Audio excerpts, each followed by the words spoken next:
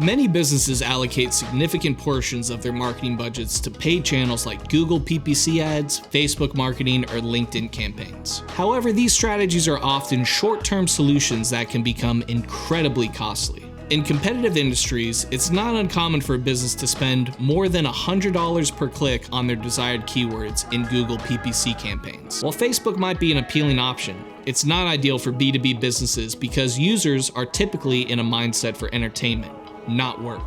LinkedIn could be a better alternative, but it's by far the most expensive advertising platform and challenging to achieve a tangible return on investment. For B2B businesses, investing in organic SEO content is the smarter, long-term approach. Think of paid media channels as buying lemons from the grocery store.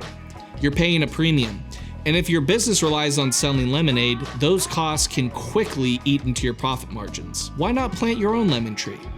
By organically ranking for the keywords that drive qualified traffic, you build trust with your audience as your site appears naturally in search results, not through paid ads. Best of all, those clicks are free. For instance, a single content asset could drive 10 clicks a day for a keyword that would otherwise cost $100 per click, saving you $1,000 every day. When choosing a content marketing and SEO agency, be cautious of those who make guarantees.